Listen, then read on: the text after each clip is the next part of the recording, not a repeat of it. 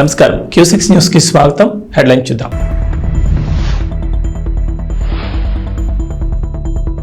రేవంత్ రెడ్డి సర్కార్ మరో good news. UPSC civils main పరీక్షకు అర్హత సాధించిన విద్యార్థులకు ₹1,00,000 సాయం.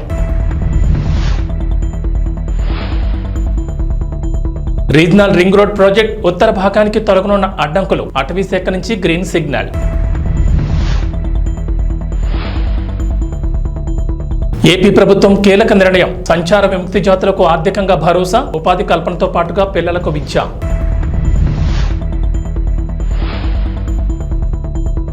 ఏపీలో ఆ చెట్ల నరికివేయకుండా అడ్డుకోండి, హైకోర్టులో పిల్. ఇటీవలే డేంజర్ అని చెప్పిన పవన్ కళ్యాణ్. ఏపీ వాసులకు అలర్ట్. పలు జిల్లాల్లో భారీ వర్షాలు. ఐఏఎస్, ఐపీఎస్, ఐఆర్ఎస్ వంటి సివిల్స్ పరీక్షలకు సిద్ధమయ్యే వారికి తెలంగాణ ప్రభుత్వం ఆర్థికంగా సహాయం అందిస్తున్న విషయం తెలిసిందే. అయితే యూపీఎస్సీ నిర్వహించే సివిల్స్ ప్రిలిమినరీ పరీక్షలో పాస్ అయి మెయిన్స్ పరీక్షకు అర్హత సాధించిన వారికి ఒక్కొక్కరికి ₹1,00,000 ఆర్థిక సహాయం అందిస్తామని ఇప్పటికే ముఖ్యమంత్రి రేవంత్ రెడ్డి ప్రకటించిన విషయం తెలిసిందే. ఈ క్రమంలోని ఇటీవల విడుదలైన యూపీఎస్సీ సివిల్స్ ప్రిలిమ్స్ పరీక్షలో ఉత్తీర్ణులై మెయిన్స్ పరీక్షకు సెలెక్ట్ అయిన వారికి తాజాగా సీఎం రేవంత్ రెడ్డి ₹1,00,000 చెక్కులు అందించారు. ఈ నేపథ్యంలోని మెయిన్స్ పరీక్షకు సెలెక్ట్ అయిన వారి లిస్టును కూడా జిల్లాల వారీగా అధికారులు విడుదల చేశారు. ఇక సెక్రటరియట్లో నిర్వహించిన ప్రత్యేక కార్యక్రమంలో యూపీఎస్సీ సివిల్స్ మెయిన్ పరీక్షకు అర్హత సాధించిన వారికి ₹1,00,000 చెక్కును రేవంత్ రెడ్డి స్వయంగా తన చేతుల మీదుగా అందించారు. తెలంగాణ నుంచి మెయిన్స్ పరీక్షకు మొత్తం 135 మంది అర్హత సాధించారు. వారందరికీ ₹1,00,000 చొప్పున సీఎం ఆర్థిక సహాయాన్ని అందజేశారు. ఇక ఈ 135 అభ్యర్థుల్లో 113 మంది పురుషులుండగా 22 మంది మహిళా అభ్యర్థులు ఉన్నారు. ఇక వారిలో 21 మంది జనరల్ కేటగిరీకి చెందినవారు కాగా 62 మంది ఓబీసీ, 19 మంది ఎస్సీ, 33 మంది ఎస్టీ కేటగిరీకి చెందినవారు ఉన్నట్లు ప్రభుత్వ అధికారిక వర్గాలు వెల్లడించాయి. మెయిన్స్ కు సెలెక్ట్ అయినాక కూడా మళ్ళీ ఇంటర్వ్యూలో ఉన్నప్పుడు కూడా ఖచ్చితంగా మీకు ఆర్థిక సహాయాన్ని అందించి మిమ్మల్ని ప్రోత్సహించడానికి ఈ ప్రభుత్వం ఉంటుంది. ఇది ప్రజాధనం, ప్రజల కోసం, ప్రజల ఉపయోగం కోసం. మా ప్రాధాన్యత ప్రజలు. గతంలో కూడా ఈ ధనం ఉండే, గత ప్రభుత్వం దగ్గర నిధులు లేక కాదు. 10 ఏళ్ళు ₹1,00,000 రైతు రుణమాఫీ చేయలేదు. మేము ఒక్క నెలలోనే 31,000 కోట్ల రూపాయలు రైతులకు ఇచ్చినాం. ఉండే వాళ్ళ ప్రాధాన్యత ఒకటి ఉండి, ఈరోజు మా ప్రాధాన్యత ఇంకొకటి. మా ప్రాధాన్యత నిరుద్యోగ యువకులు, మా ప్రాధాన్యత విశ్వవిద్యాలయాలు, మా ప్రాధాన్యత రైతులు. గత ప్రభుత్వం యొక్క ప్రాధాన్యతలు 10 సంవత్సరాలు చూసినాం. వాళ్ళ ప్రాధాన్యతలు ఫామ్ హౌస్లు ఏ విధంగా వచ్చినాయో, లేకపోతే ఆర్థికంగా వాళ్ళు ఎట్లా ఎదిగినరో, ఉద్యమం ముసుగులో టీవీలు ఎట్లా వచ్చినాయి, పేపర్లు ఎట్లా వచ్చినాయి, ఆస్తులు ఎట్లా వచ్చినాయి, బంగళాలు ఎట్లా వచ్చినాయి, పదవులు ఎట్లా వచ్చినాయి, కల్లారే మీరు చూసిండ్రు. ఎందుకు నేను ఈ అంశాలను ఇప్పుడు ప్రస్తావిస్తున్నంటే, రేపు భవిష్యత్తుకు మీరే పునాదులు. రేపు భవిష్యత్తులో ఆదర్శంగా భవిష్యత్ తరాలకు నిలబడేది మీరే. ఈరోజు మీరు సెలెక్ట్ అవ్వడం ద్వారా మీ ఊర్లోనో మీ ప్రాంతంలోనో ఇంకా వేలాది మంది విద్యార్థులు పోటీ పడతారు. ఈరోజు ఎస్ఐ పరీక్షల ఫలితాలు ఎప్పుడు వచ్చినా టోటల్ మీద 50% ఒక నల్గొండ జిల్లా వాళ్ళే ఎస్ఐ పరీక్షలు విజయం సాధిస్తుంటారు. ఎందుకంటే 30 ఏళ్ల కింద ఆ నల్గొండ జిల్లాలో ఉన్న విద్యార్థులు పోటీ పడి చదవడంతో గ్రామాలలో పోటీ పెరిగింది. తెలంగాణ ప్రభుత్వం రీజనల్ రింగ్ రోడ్ నిర్మాణాన్ని ప్రతిష్టాత్మకంగా తీసుకున్న సంగతి తెలిసిందే. ఇప్పటికే హైదరాబాద్ చుట్టూ ఔటర్ రింగ్ రోడ్ ఉండగా ఓఆర్ఆర్ నుంచి సుమారు 40 కిలోమీటర్ల దూరం నుంచి ఓఆర్ఆర్ ప్రాజెక్టును ప్రతిపాదించారు. ఈ ప్రాజెక్టు నిర్మాణంతో సగం తెలంగాణ అభివృద్ధి చెందుతుందని ప్రభుత్వం చెబుతోంది. కేంద్ర రాష్ట్ర ప్రభుత్వాలు సంయుక్తంగా ఈ ప్రాజెక్టు నిర్మిస్తున్నాయి. ఉత్తర దక్షిణ 2 భాగాలుగా ఈ రహదారిని నిర్మిస్తుండగా ప్రాజెక్టు నిర్మాణానికి ఉన్న అడ్డంకులు ఒక్కొక్కటిగా తొలగిపోతున్నాయి. తాజాగా ఆర్ఆర్ఆర్ నిర్మాణానికి అటవీశాఖ అభ్యంతరాలు పరిష్కారం కానున్నాయి. ఉత్తర భాగం రహదారి నిర్మాణానికి అవసరమైన భూమిని కేటాయించేందుకు ఆ శాఖ గ్రీన్ సిగ్నల్ ఇచ్చింది. దీనికి ప్రత్యామ్నాయంగా మరో చోట భూమి కేటాయించేందుకు రెవెన్యూ శాఖ కసరత్తు చేపట్టగా అది కూడా త్వరలోనే కొలిక్కి రానుంది. రీజనల్ రింగ్ రోడ్ మొత్తం పొడవు 350 కిలోమీటర్లు కాగా ఇందులో ఉత్తర భాగం సంగారెడ్డి, మెదక్, సిద్దిపేట, యాదాద్రి, భువనగిరి జిల్లాల మీదుగా నిర్మించనున్నారు. దీని పొడవు 161.59 కిలోమీటర్లు. ఈ 4 జిల్లాల పరిధిలో రహదారి నిర్మాణానికి 4,697 ఎకరాల భూసేకరణ చేపట్టాల్సి ఉంది.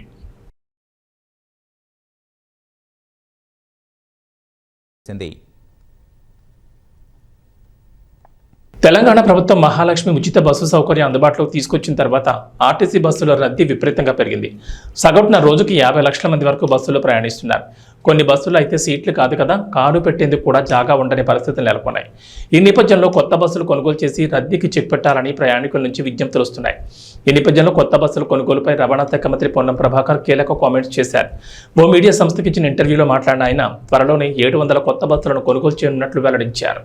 దీని ద్వారా పెరుగుతున్నటువంటి రద్దీ కావచ్చు, లేదా గతంలో పాతబడ్డటువంటి బస్సుల స్థానం కొత్త బస్సులు ఏర్పాటు చేయటువంటి ప్రక్రియలో భాగం కావచ్చు, ప్రభుత్వం తరఫున పెద్దలు గౌరవ ముఖ్యమంత్రి గారు ఆదేశించిన అనుగుణంగా 1050 బస్సుల్ని దాదాపు 400 కోట్ల రూపాయలతోటి బ్యాంక్ ఎస్బీఐ వారి సహకారంతో మరి కొనుగోలు ప్రక్రియ స్టార్ట్ అయింది. మరి ఆ బస్సులన్నీ కూడా హైదరాబాద్ నగరంతో పాటుగా తెలంగాణ వ్యాప్తంగా అన్ని జిల్లాల లోపల ప్రజల సౌకర్యార్థం ఉపయోగించబడతాయి.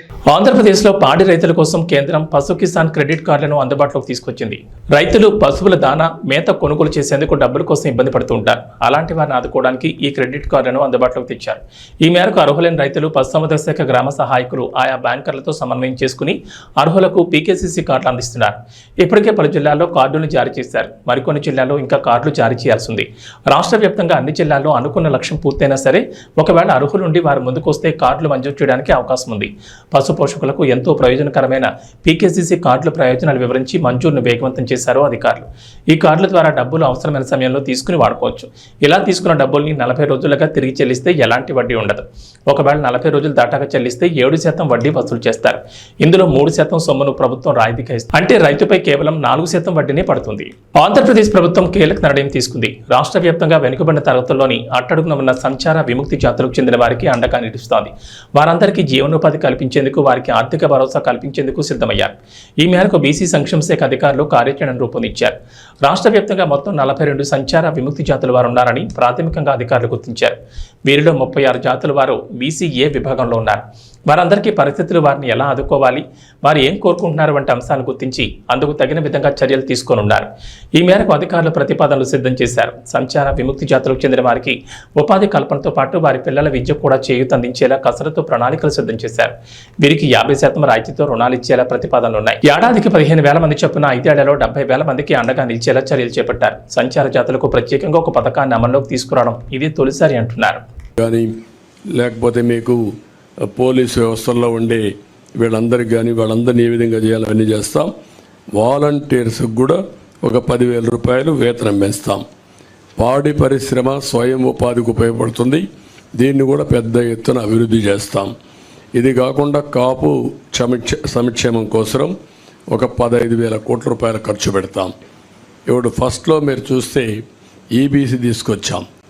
ఈబీసీ తీసుకొచ్చినప్పుడు 10% ఈబీసీలకు రిజర్వేషన్ చేసే పరిస్థితి వస్తుంది.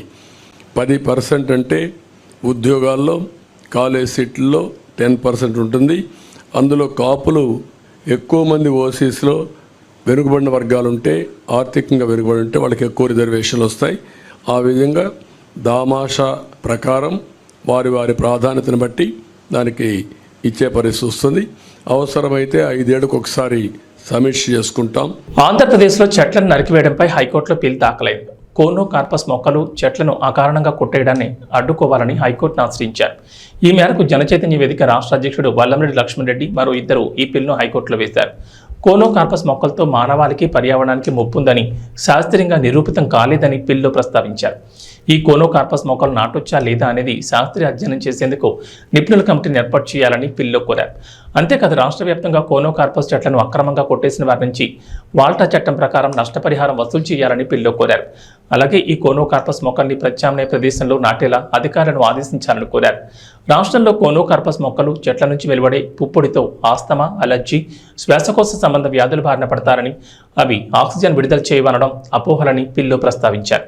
రాష్ట్రంలో కోనో కార్పస్ మొక్కలను కొట్టేయకుండా ప్రభుత్వాన్ని ఆదేశిస్తూ మధ్యంతర ఉత్తర్వులు ఇవ్వాలని హైకోర్టును కోరారు. ఈ పిల్లి పరిష్కారం అయ్యే వరకు రాష్ట్ర వ్యాప్తంగా కోనో కార్పస్ చెట్లను నరికివేయకుండా మధ్యంతర ఉత్తర్వులు ఇవ్వాలని కోర్టును కోరారు. ఆగస్టు 29వ తేదీన నిర్వహించనున్న క్రీడా దినోత్సవం సందర్భంగా బహుమతుల ప్రదానోత్సవానికి పోషడపు మహాలక్ష్మమ్మ నాయుడమ్మ జ్ఞాపకార్థం కుటుంబ సభ్యులు నగదును విరాళంగా అందజేశారు. ప్రధానోత్సవానికి శ్రీరామ వెల్ఫేర్ సొసైటీ కన్వీనర్ తోట శ్యామకిషోర్ నాయుడు మంగళవారం ఉదయం 10,000 రూపాయల నగదును అవనిగడ్డ సబ్ జోన్ వ్యాయామ ఉపాధ్యాయుల సంఘం ట్రెజరర్ మునకాల ఉదయ్ కుమార్, అమ్ముల భానుప్రకాష్, బీపీఎల్ ప్రసాదులకు అందజేశారు. గత 6 సంవత్సరాల నుంచి క్రీడా దినోత్సవం సందర్భంగా నిర్వహించే ఆటల పోటీల్లో విజేతలైన వారికి బహుమతులు అందజేయడానికి సహాయం అందిస్తున్న శ్యామ్ కిషోర్కు ఈ సందర్భంగా వ్యాయామ ఉపాధ్యాయులు కృతజ్ఞతలు తెలిపారు. ఈ కార్యక్రమంలో తోట శ్యామకృష్ణ, రేవన్నపోయిన వెంకటేశ్వరరావు, విశ్రాంత సోషల్ వెల్ఫేర్ అధికారి పుట్టి కృష్ణుడు, మునగాల వెంకటేశ్వరరావు తదితరులు పాల్గొన్నారు.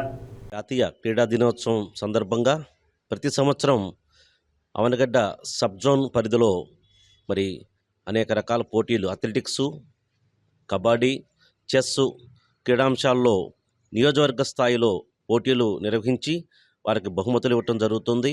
అలాగే మనకి 100 అడుగుల జెండా ఎగరవేసి ఆ రోజున ఆగస్టు 29 ధ్యాన్చంద్ జన్మదిన సందర్భంగా 4,000 మందితో అవనగడ్డ పురవీధుల్లో ర్యాలీ జరుగుతుంది. అదేవిధంగా ఈ బహుమతి ప్రదానం మరి ఎమ్మెల్యేగా బుద్ధప్రసాద్ గారి చేతుల మీదుగా ఈ సంవత్సరం జరుగుతోంది. మరి అవనగడ్డ సబ్ జోన్ వ్యాయామోపాధ్యాయ సంఘ గౌరవాధ్యక్షులైనటువంటి తోట శ్యామ్ కిషోర్ నాయుడు గారు ప్రతి సంవత్సరం కూడా ఈ యొక్క జాతీయ క్రీడా దినోత్సవం సందర్భంగా 10,000 రూపాయలు మనకి అందించడం జరుగుతోంది. ప్రతి సంవత్సరం కూడా వారు ఈ విధంగా మన అసోసియేషన్కి క్రీడల యొక్క అభివృద్ధికి తోడ్పడటం జరుగుతుంది. మరి రానున్న రోజుల్లో కూడా ఈ విధమైన తోడ్పాటు వారి నుంచి ఆశిస్తూ వారికి అవనగడ్డ సబ్ జోన్ వ్యాయామోపాధ్యాయ సంఘం తరపున ధన్యవాదాలు తెలియజేస్తున్నాం.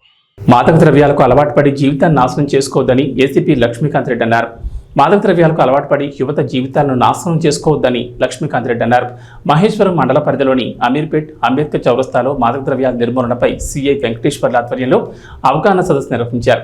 ఈ సందర్భంగా ఏసీపీ లక్ష్మీకాంత్ రెడ్డి మాట్లాడుతూ యువత డ్రగ్స్కు అలవాటు పడి మత్తులు సమాజంలో ఎన్నో సంఘ విద్రోహ చర్యలకు పాల్పడుతున్నారని, తల్లిదండ్రులు ఆహార్నిశలు ఎంతో కష్టపడి తన పిల్లల భవిష్యత్తు బాగుండాలని చదివిస్తుంటే యువత మాత్రం డ్రగ్స్ మత్తులో జీవితాన్ని నాశనం చేసుకుంటున్నారని ఆవేదన వ్యక్తం చేశారు. డ్రగ్స్ మత్తులో వ్యసనాలకు జలసాలకు అలవాటు పడి డ్రగ్స్ విక్రయాలకు పాల్పడుతున్నారని, అటువంటి వారిపై కఠిన చర్యలు తీసుకుంటామని హెచ్చరించారు. సిఐ వెంకటేశ్వర్లు మాట్లాడుతూ మాదక ద్రవ్యాల రవాణాపై పోలీస్ వ్యవస్థ అప్రమత్తంగా ఉందని, మాదక ద్రవ్యాలు అక్రమ రవాణాపై సమాచారం ఉంటే పోలీస్ శాఖకు తెలియజేయాలని కఠిన చర్యలు తీసుకుంటామని అన్నారు. ఈ కార్యక్రమంలో CI Venkateswarlu, SI Madhusudan, police సిబ్బంది, అమీర్పేట్ గ్రామ పెద్దలు, యువకులు భారీగా పాల్గొన్నారు.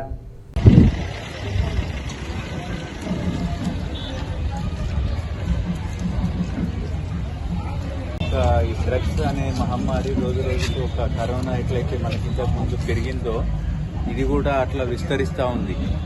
మనం అనుకుంటున్నాము నాకేం రాలేదు కదా, మా ఇంట్లో అంతా మంచిగా ఉన్నాం కదా, నాకేం ప్రాబ్లం లేదు కదా అని అనుకోవద్దు. అది ఎప్పుడు ఎవరి ఇంటికి వచ్చి ఎవరి తలుపు తడుతుందో తెలియదు.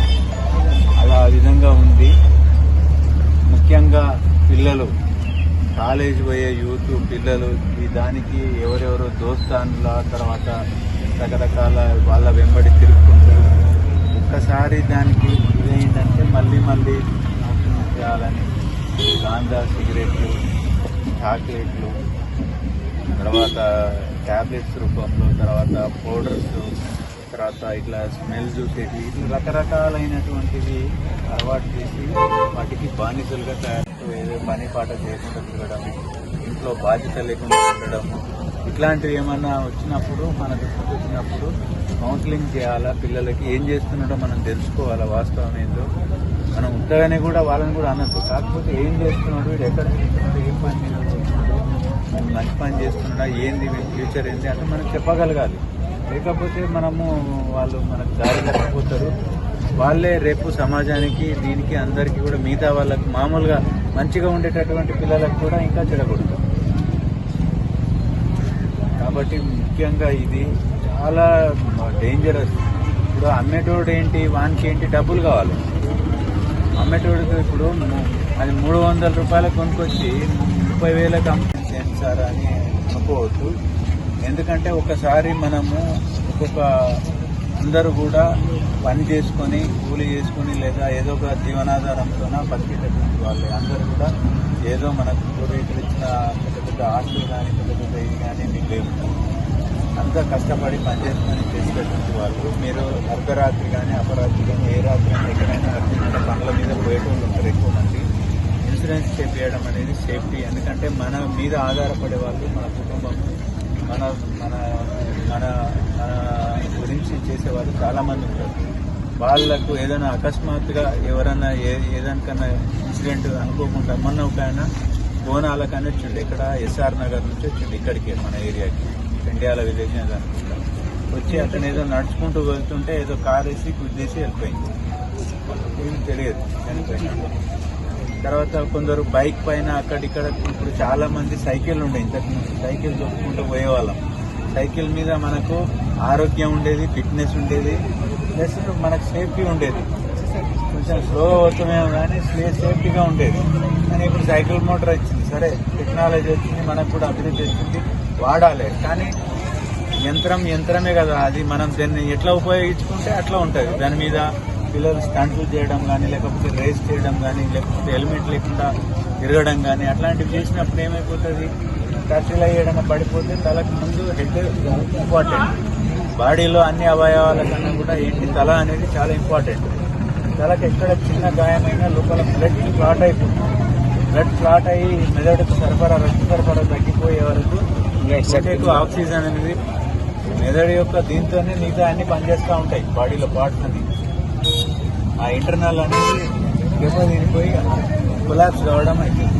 కాబట్టి హెల్మెట్ ఎందుకు ప్రధానం, మన కాలుకు చేయి దెబ్బ తగిలినా కూడా మనం సర్వైవ్ కావచ్చు, బతకొచ్చు. కానీ హెడ్ ఇంజురీ అయితే మాత్రం చాలా ఖర్చు అవుతుంది. బాధపడిన మనిషికి సరైనటువంటి మానసిక స్థితి ఉండదు. కాబట్టి ఆ కుటుంబం చాలా బాధపడాల్సి వస్తుంది. అందుకని ఇన్సూరెన్స్ అనేది ఉంటే అట్లీస్ట్ మనకి గవర్నమెంట్ ఇన్సూరెన్స్ ద్వారా కొన్ని వస్తే దాని మీద ఫిక్స్డ్ డిపాజిట్ చేసుకుంటాం. లేదంటే చిన్నపిల్లలు ఉంటే వాళ్ళ చదువుల కన్నా ఈ విధంగా పనికొస్తూ ఉంటాయి. మనకు పెద్ద ఖర్చు ఏం కాదు. వెహికల్ కొన్నంత మాత్రమే వెహికల్ కొంటాం, దాన్ని రిజిస్ట్రేషన్ చేయించుకోవడం. కార్లు ఉంటాయి, కార్ కూడా ఇన్సూరెన్స్ చేపిస్తూ ఉంటాయి. వేరే వాళ్ళకి ఏదైనా జరిగినప్పుడు మనం వాళ్ళకి ఉపయోగపడుతుంది. అది కంపల్సరీ చేయించుకోండి. అది భారం అని అనుకోవచ్చు. ఒకసారి పెడితే ఒక 1 year వరకు వస్తుంది. అదొకటి. హెల్మెట్ కూడా ఒకసారి ఉంటే మనకు అదేమి మాటికి వాడేది కాదు, తగిలించుకుంటాం అవసరం ఉన్నప్పుడు, లేకపోతే లేదు. అది ఆ రెండు ఖచ్చితంగా పాటించండి. ఇంకొకటి మన యాక్చువల్గా సీసీ కెమెరాలు. పశ్చిమ గోదావరి జిల్లా భీమవరం శ్రీ శ్రీ మహిషాసుర మర్దిని సమేత భీమేశ్వర స్వామివారి దేవస్థానంలో కృష్ణాష్టమి సందర్భంగా రాధాకృష్ణుల ఆలయంలో కొత్త రాధాకృష్ణ వారి కుమారుడు శ్రీనివాసులు వారి కుమారులచే శ్రీ రాధాకృష్ణుల పూజా కార్యక్రమం కోలాటం నిర్వహించారు. భక్తులు అధిక సంఖ్యలో పాల్గొని స్వామివారి పూజా కార్యక్రమాన్ని తిలకించి అనంతరం స్వామివారిని దర్శించుకుని తీర్థప్రసాదాలు స్వీకరించారు. తదుపరి కృష్ణాష్టమి ముట్టుకొట్టు కార్యక్రమం నిర్వహించారు. ఇందులో ముట్టుకొట్టిన వారికి ప్రథమ, ద్వితీయ, తృతీయ బహుమతులు ఇచ్చారు. కృష్ణాష్టమి వేడుక కన్నుల పండుగ జరిగింది.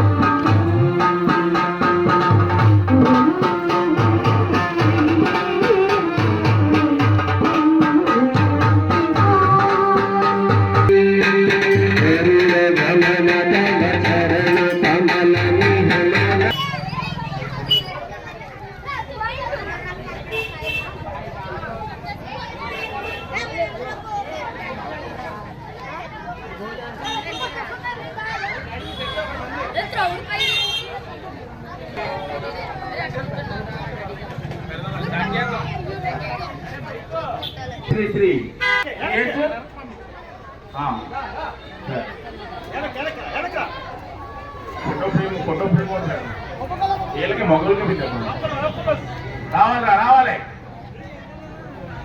రావాలి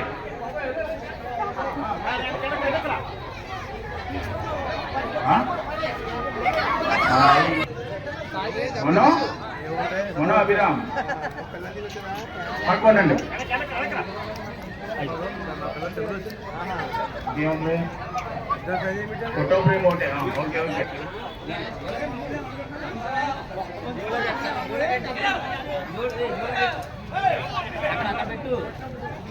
సరే సరే.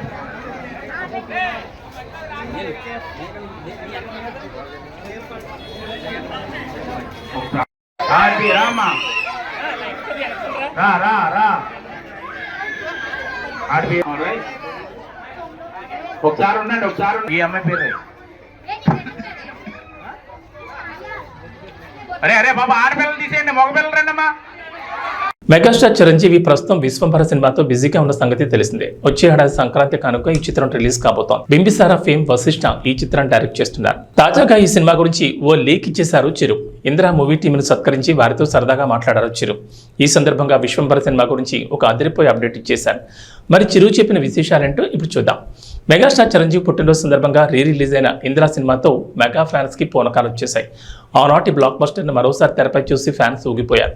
ఇక ఇందిరా టీంను ఇంటికి పిలిపించుకుని మరీ సన్మానించారు చిరంజీవి. ఈ సందర్భంగా అశ్విని దత్, బి గోపాల్, పర్చూరి బ్రదర్స్, మణిశర్మ, చిన్ని కృష్ణలతో ఆనాటి ఇందిర జ్ఞాపకాన్ని గుర్తు చేసుకున్నారు. అయితే ముచ్చట్లలో చిరంజీవి విశ్వంభర గురించి ఓ లీక్ ఇచ్చారు.